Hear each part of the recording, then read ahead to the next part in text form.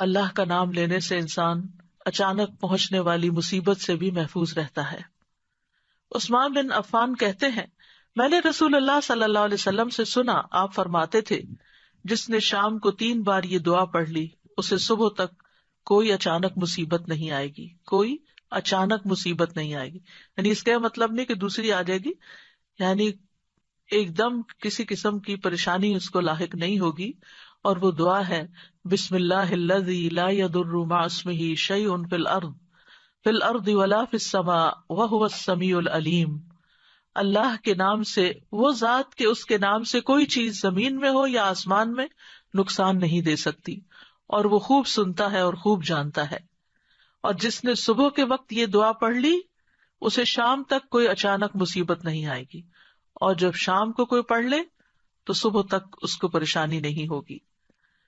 اسی طرح اگر انسان بسم اللہ نہیں پڑھتا تو یاد رکھیے کہ بسم اللہ نہ پڑھنے کا نقصان یہ ہے، ابن عباس کہتے ہیں کہ ابلیس نے اللہ تعالیٰ سے کہا کہ تو نے اپنی ساری مخلوق کا رزق واضح کر دیا ہے، میرا رزق کس میں ہے؟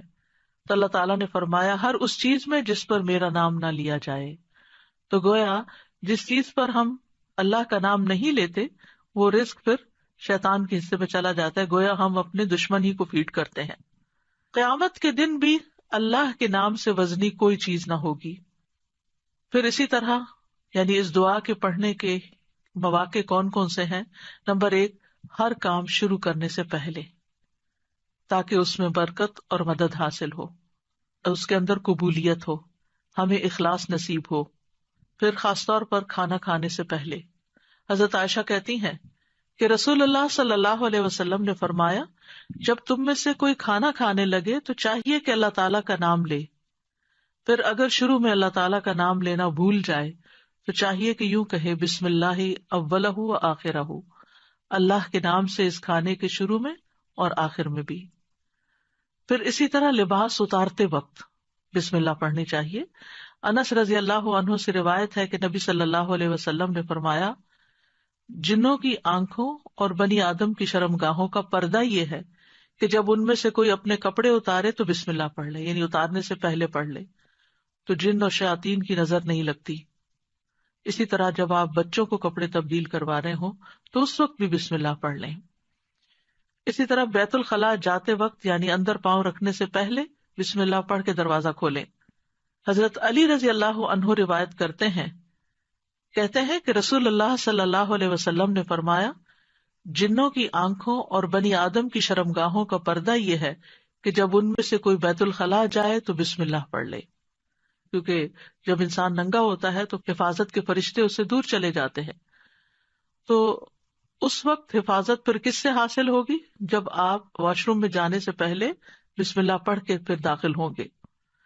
اسی طرح وضو سے پہلے ابو ہریرہ کہتے ہیں کہ رسول اللہ صلی اللہ علیہ وسلم نے فرمایا لا صلاۃ لمن لا وضوء لہ ولا وضوء لمن لم یذکر اسم اللہ تعالی علیہ، کہ جس کا وضو نہیں اس کی نماز نہیں، اور جو شخص وضو کے شروع میں اللہ تعالیٰ کا نام نہ لے اس کا وضو نہیں۔ اب یہاں پر بعض لوگوں کو یہ پریشانی ہوتی ہے کہ ہم واش روم میں کھڑے ہوتے ہیں، وہیں سنک ہے، وہیں کموڈ ہے، تو پھر ہم بسم اللہ کس طرح پڑھیں؟ اس کے ایک تو یہ ہے کہ جب آپ وضو کی نیت سے جا رہے ہیں تو اندر داخل ہونے سے پہلے ہی پڑھ لیں اور جا کے ٹیپ کھول لیں اور اپنا وضو شروع کر دیں۔ دوسرا یہ ہے کہ آپ دل میں پڑھ لیں، لیکن اگر کوئی بھول گیا ہے تو جس وقت یاد آئے یعنی وضو کے دوران اس وقت بھی پڑھ سکتا ہے۔